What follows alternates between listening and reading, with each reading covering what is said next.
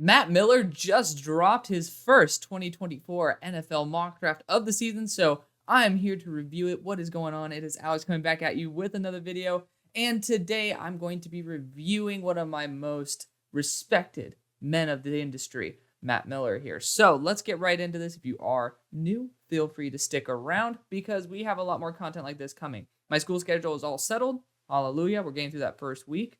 We're going out tonight, so like these eye bags are going to be probably 10,000 times puffier tomorrow. Pray for me. But let's have some fun here because, it's been a hot minute since I posted. I did post a recent mock draft, so feel free to check that out. I've been getting through a lot of evaluations, including the tight end class, which I'm not a huge fan of so far, but, that's okay. We'll talk about that when I get through a few more of those guys because I want to make sure that what I'm talking about is backed up by tape. Not a lot of tight end tape at the moment, unfortunately, but we're getting through it. If you guys know, when it comes to guys who are like receivers, DBs, I make sure that it has to be all 22 tape because your boy knows if I'm going to give you an opinion, it's going to be backed up by tape, not by a bunch of bullshit. So, because I love y'all and you guys deserve it, I'm going to make sure that I maintain my standards because that's what y'all love me for. Starting off with the number one pick, I assume that this is the FPI. Okay, cool. So Cardinals draft Caleb Williams.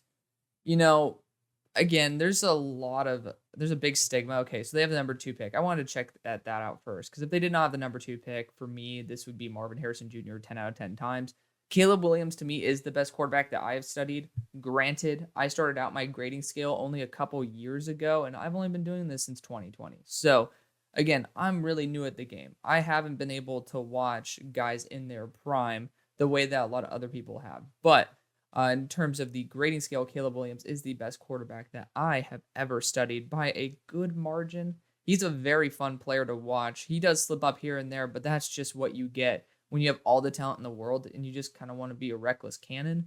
He needs to go to a coach that really does lean into those playmaking abilities, but understands how to mitigate the stupid reps. Whereas like you're just messing around, you're being an idiot. Again, Andy Reid, I think, has a huge role in how Patrick Mahomes is developed.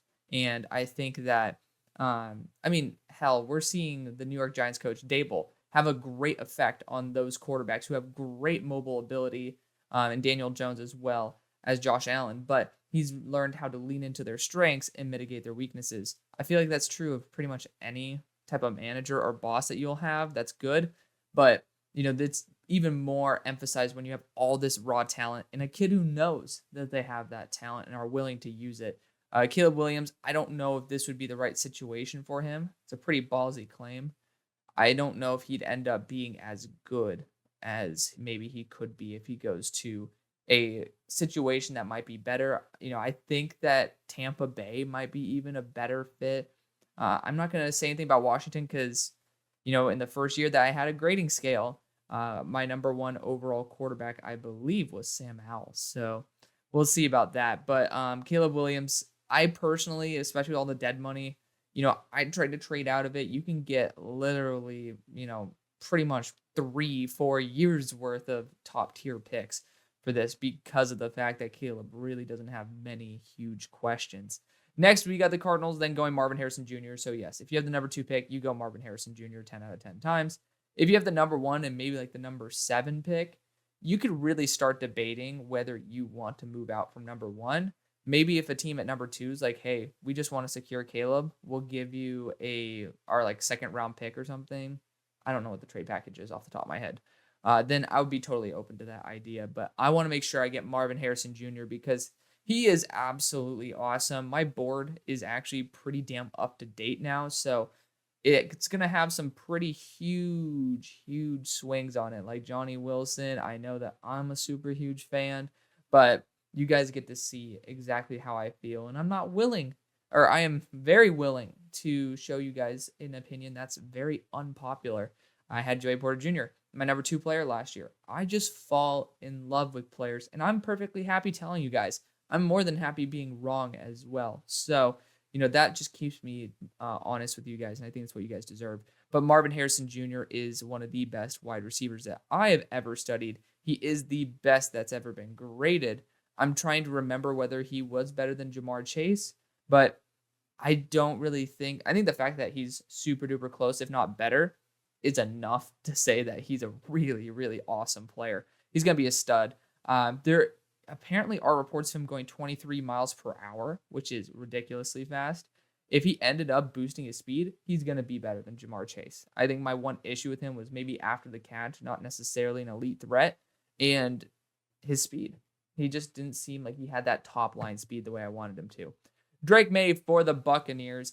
I'm a little bit lower on Drake May, but again, it was his first year starting. He had pretty much nothing. He had a pretty poor offensive line. There's a lot of excuses that are very valid with Drake May, and that's why I'm acknowledging the fact that I think he'll end up being my number 2 quarterback. But the inconsistencies of where he placed the ball really did bother me. He still ended up being a top 5 quarterback on my board easily. He ended up being my number 4, looking at it right now.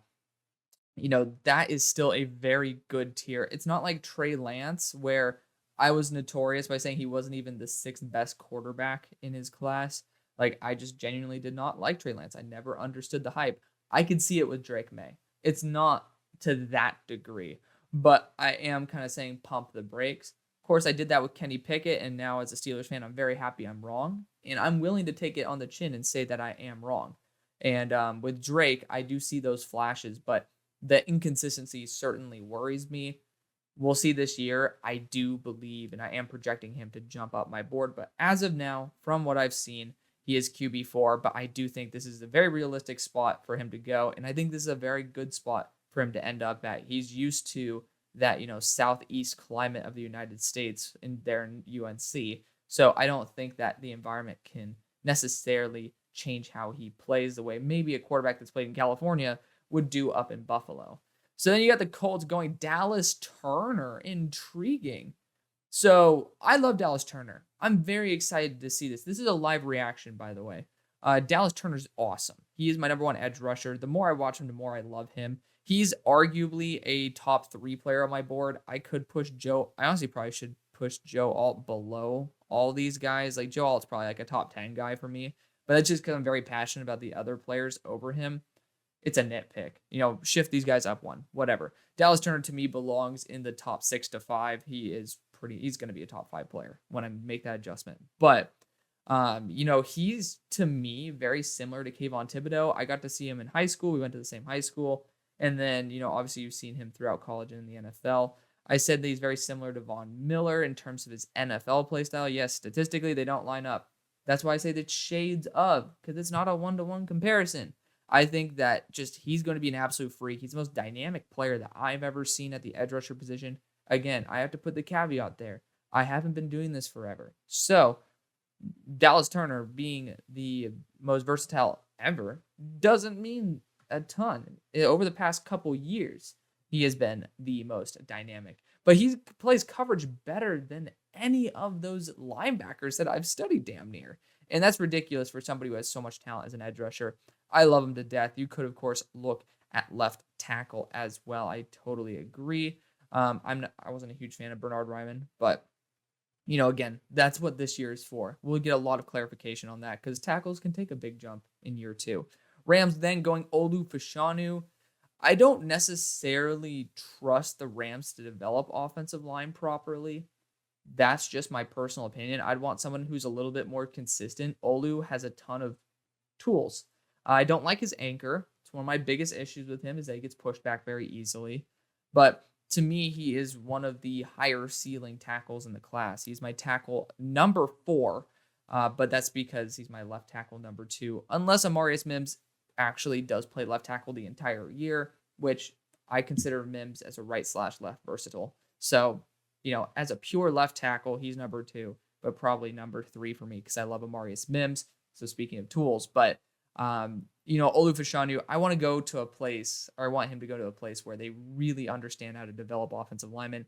I don't necessarily trust the Rams. I'd go for Joe Alt here so I get a day 1 impact and, maybe take the lower ceiling, but the much higher floor. Because I think that with the offense that they run, just getting somebody who isn't a tomato can is a very high level tackle is probably just as valuable. Like, so basically you can get your next Andrew Whitworth Andrew's awesome. I can't really say shit about him, but at his old age, he was still a very high level competitor. Wasn't a super duper elite guy at 38 years of age, but I would want that over a high upside player with a lower floor, like Olu Fashanu for the Rams.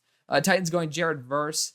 Intriguing, because I think that I was debating going that edge route, and I might have actually done that in my most recent mock draft. Again, I'm not I'm always open to changing stuff, but I do think edge rusher is one of the most valuable positions. I think there is a solidified top 3 in this class in terms of edge rushers, and I think there is a significant drop off. I know I'm in the minority who thinks that, but I'm very, very, very passionate about that opinion. I do think that there's a top 3. And if the Titans do believe that there's something to be got there, and they got Arden Key this past offseason, so they showed that they think there is a vacancy at edge rusher for them, then going after a top-tier player like Jared Verse is an awesome idea. So I don't think it's a bad idea at all. You're getting a high-value position with a high-value player. Packers going Joe Alt. I love this move. Bakhtiari might be leaving anyways. We've been seeing a lot of drama with Aaron Rodgers, so they might have that vacancy regardless of Bakhtiari's health and age. So we'll definitely see what happens there, but Joe Alt is an excellent move. Commanders and going Quinn Ewers. If Sam Howell does end up not performing to the level that they want and they're at 8, I think quarterback will be on the table, but I personally am not a huge fan of Quinn Ewers. He is my QB5. I like Quinn, but his deep accuracy is randomly atrocious. I don't understand, but he cannot hit the deep ball. For me, that's a big, big part of the game, is being able to hit those deep shots, because especially on free plays, I want someone who can at least make it competitive. And Quinn Ewers does not put the ball in very catchable places. I just got to admit it. But when it's within 15 yards, this dude is a sniper, and he has a great arm. I just hope that over this next year, we see that refinement to his game. And I would love for him to do that, because damn, it's one of those things that could totally vault him from QB5 for me up into that QB2 conversation. But I don't really think that Sam Howell needs to be replaced. Even if they're at number 8, there's a lot of stuff that's going on, like their edge rush group that could always use a little bit of help. Left tackle, I know that Joe Alt and Olu are gone, so probably a little bit lower on the priority list. But I think there's just better positions to grab, because Sam has shown the potential and he's cheap, and this team isn't a QB away. But I'm not going to shame a team for going after it. Vegas Raiders then going Kool-Aid McKinstry. It's a pick that I go even if they're in the top 3. I love it. I was a huge fan of Aiden O'Connell's selection, so that's why in the most recent mock I did, I ended up not going after a QB for them. I think it's an A++ move. I'm not a fan of JT Tuimoloau. I think he was a one-hit wonder when it comes to Penn State. The more I watched him, the less I truly fell in love with him as a player. I don't think he's that explosive. I think he's extremely raw, and I don't really see, apart from that one game, very much like production from him at all. And people are saying, oh, well, I mean, at least he showed the production. I 100% agree. But that right tackle for Penn State is absolute butt cheeks. I feel like I could get 3 pressures in a game at 5'9" and 165 pounds versus that dude. No disrespect to him as a person, but as a player, I'm not going to really value JT Tuimoloau's production as highly as probably some would think. So JT to me is probably a 4th round selection, maybe a 5th. I think that he has a great frame, but there's much better players at that same size, like Braylon Trice. But again, I totally understand that I'm in the very super minority when it comes to that idea. Then you got Emeka Egbuka for the Bears that I think is incredible. Chase Claypool probably going to be gone. Emeka Egbuka is just such a solid, consistent receiver. Might not be the super number 1 that a team will be looking for, but my God, is he going to be a number 2 workhorse that you could totally rely on the whole time? Not a flashy pick, but just a really good one. I fell in love with Emeka, and just the more I watch him, the better he becomes. Now we look at the Patriots with Patrick Paul out of Houston. I've heard a lot about this guy. I'm going to be completely upfront and honest with you guys. He was not one of the tackles that I studied, but he is on my watch list. So when I go back to the tackles, he absolutely is one of the first names I will watch. So I'll take it on the chin right there. I've heard a lot about him. I've seen Houston in person. Never really thought that he stood out, but I am definitely intrigued because I was not looking in depth at the offensive line. I was looking at Tank Dell, absolutely eating up my SMU Mustangs, but we won. So take that, Houston. Falcons are going Mason Smith. I said this in my defensive interior video, which you guys could go and watch. I am very optimistic about Mason Smith. He only played edge rushing reps or primarily edge rushing reps when he was in his freshman year. He celebrated, I believe, on his first or within his first 10 reps last year. And he did a little jumpy jump and then landed wrong towards ACL. It's just a fluke accident, but I'm one who will not grade players based on how they perform before a major injury. I want to see who they are after. So this is a TBD, but I'm very excited for a guy who's 6'6", 300, who's an absolute athlete like Mason Smith. Definitely could see him in this range, but I'm going to reserve my grading for when I see him this year. Then we got J.C. Latham for the Steelers. I'm not necessarily a huge fan of J.C. Latham. I know there's a lot of development to be had. I don't think the Steelers are good to develop talent like that. Since we had that god tier offensive line, we just have not been able to develop tackle talent whatsoever. We've developed it to where they're starter quality enough. Like Dan Moore is like pretty solid. Broderick Jones, I wasn't necessarily the biggest fan of that pick. I still gave it a B+ because we need all the O-line help we can get. But J.C. Latham has a lot of technical flaws. He's just going to be that hyper athlete that, he has the ceiling. I want him to go to a team that can develop and has a really good mentor for him. Steelers are not the place for that. I also saw him give up on quite a few reps last year and just give up early.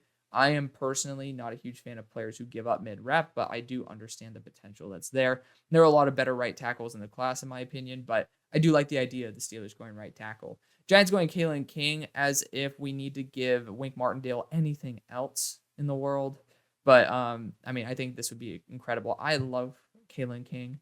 I think Wink Martindale is an awesome DC. I had the only A++ grade of the first round going to Deontay Banks to Wink Martindale. So it's so far working out pretty damn well. And I think Kalen King would work out pretty well as well. I don't know if he's necessarily a guy that I will see perfectly in Wink's system, but he's such a good corner. I cannot see him not working. And getting DBs is always something that you want to do, especially when you're facing the Cowboys and the Eagles and the Commanders, who all have elite receiving cores. Broncos, another player who I'm not a huge fan of, Chop Robinson.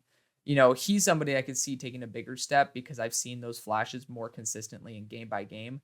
But, man, I think that 1 out of every 5 reps there is a good one. I need to see that much higher. I need to see it where 4 out of 5 reps are very competitive, and I just don't see that. But I feel like Chop Robinson's going to be one of those guys that I'm more wrong about than anybody else. So I'm very excited to be proven wrong by Chop. And I do think the Broncos could always use that extra boost in the edge rushing department. Texans going Brock Bowers. I cannot see him falling this far, but he is 230 to 240, listed on ESPN at 240 pounds, listed by PFF at 240 as well. So he doesn't look necessarily 240. It says 230 right there. He is kind of more that big slot, but this dude blocks better than the 250-pound, 260-pound tight ends. He's the best blocker I've ever seen below 245. So, I think he should be a top 3 selection, maybe top 4 because I have Johnny Wilson there. But, I think Brock Bowers is a stud. I literally just graded him yesterday officially because I wanted to wait for a while to, look at other tight ends and not get overly excited about Brock. But, he's not the best tight end of all time. Let's get that out of here. I think Kyle Pitts at Florida was more dominant than Brock. But Brock, just all around as an overall player, is so incredible. I love him. He's just, let's stop the meat riding for him being the GOAT tight end. But he's still really good. He's blue chip. Dolphins doing Xavier Worthy. I don't like Xavier Worthy that much. I think that he runs routes much worse than what people give him credit for. His size, I think we're overvaluing the Slim Reaper at this point because I think the Slim Reaper is a little bit more of the exception, not the rule. I think there are a lot better wide receivers in this class. If you want to get someone who's thin, who could run very fast, go Troy Franklin, who will also have 6'2", similar height to Xavier Worthy, but also I think he has longer arms and just overall, in my opinion, a better player. But, I want Xavier Worthy to prove me wrong because I do think UT is going to be good this year. We'll see what happens. Seattle Seahawks going Jack Sawyer, another player who I am definitely against, but mainly not against because, I'm an Ohio State fan. I want him to succeed, and he's a human being. I want all these guys to succeed and play well. But Jack Sawyer is super duper raw. One of the best run defending edge rushers in this class. But when it comes to refinement, absolutely not there. This dude needs a guy who can teach him. I think Pete Carroll's a great guy to do that. but more importantly, his IQ. He does not know where the ball is on the field. I saw him not know where the play is multiple times, back to back to back, even when it's right in front of his nose. Just doesn't really process the play well. I think that will naturally push him down the board because I don't think NFL offices love seeing a player who kind of looks like a fish out of water. Saints going Rome Odunze, another player who I'm not necessarily high on. I believe he's my wide receiver 15. I just did not see anything exciting when it came to him. I know he has great size. He has a number 1 build. I think he'd be a great complement to Chris Olave and potentially Michael Thomas as well. But I just necessarily didn't find anything about his game good. He's, he has a lot more to prove, but I feel like we're just seeing him next to Jalen McMillan, who's a lot thinner, not nearly as good of a route runner. So we might just be artificially boosting him up, but I don't know. I just didn't really like him. And I'm more than happy to be wrong again. I think good football is a lot more enjoyable than me being right. But I just necessarily am not a huge fan of Rome Odunze. Vikings go JJ McCarthy. I don't think anybody's sub 200. He's 202 pounds. So good for JJ by putting on 12 pounds. But I don't think somebody who's that light will be going in the first round, especially since he is taller as well. He has the it factor, but he also has the factor where it's like, what were you thinking? Like, kind of I don't know. So I feel like JJ does have that sometimes. I don't think Minnesota is necessarily an awful location for him. Minnesota is a good spot for any developing QB. We'll see what happens, though. I just don't think JJ should go that high, but I definitely understand if he ends up taking that leap this year, why he did. Kalen Bullock for the Chargers. I think he'd be an excellent combo with Derwin James. He'd probably just not even, he might not even have to move. He could just stay in his USC apartment at that point and then end up traveling to Inglewood for the Chargers. But they're going to have a lot of eyes on him. I think that's a very realistic pick. Barrett Carter to the Packers. They're going to go after another freaky linebacker. We'll see what happens with that one, though. But Barrett Carter, linebacker, is the next position I'm going to fully grade out. So that's a TBD on that grade. And then we got the Ravens going Cooper DeJean. I think he's going to be a safety. I don't think he's going to be a boundary corner. I think Denzel Burke's an excellent selection at this point. Dwight McLaughlin, maybe he's a little bit physically limited. Cooper DeJean's not. He's just a little bit. He's really stiff. Not a little bit. He's really stiff. But I think he'd be a monster safety. I'd love to see him go to a team actually like the Green Bay Packers. Detroit Lions going Leonard Taylor. That's a spot where I just took Leonard Taylor. I think it's a great spot and a spot of great need. If he's able to stay healthy and overall conditioned, this guy's going to be a freak. Then you got Michael Hall Jr. to the Jaguars, another player I wasn't very high on. I think that Tyreek Williams is far superior, better size, better build, better athleticism, better just overall technical ability. Michael Hall just didn't surprise me in any way, shape, or form, but defensive interior for the Jaguars, not out of the question by any stretch. Cowboys going Malik Neighbors. They've continued to address the wide receiver position in free agency. I guess you can say free agency with Gallup, and then now, like a couple years ago, and then now they just brought in Brandon Cooks. But I don't really know if they're going to value wide receiver that highly. I think offensive line, maybe a corner after Stephon Gilmore. Then you could also look at linebacker as well. DeMarvion's going to be coming off of an ACL repair. So I think those are kind of the three positions I would target there. Cameron Kitchens, I do think that's a monster safety going to a great program, or coming from a great program going to a great team with a big need for it. So I'm in full support. Amarius Mims, this is an A+++++. I obviously, y'all know where I have him on my board. I have him right here at 14. So I'm going to be in full support of this all day, every day. I'm curious. So right tackle, cool. So he's a top 15 pick. I have him at 14. That makes total sense.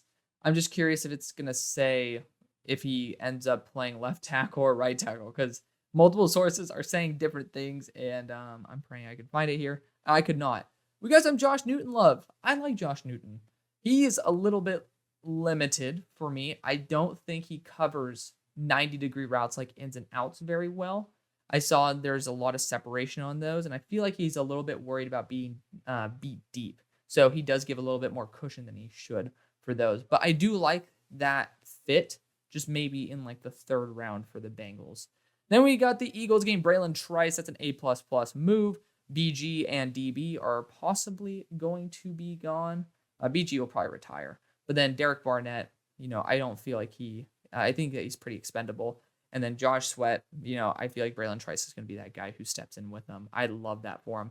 And ending it off, Jatavian Sanders. He is my tight end 2 at the moment, but I'm not necessarily a huge fan of him overall. I was actually quite unimpressed with his overall ability, but I do think tight end is a position the Chiefs could definitely look at, as well as defensive interior that I would have probably put over that with Jerzon Newton still on the board. But that is going to be the video. Thank you so much for watching.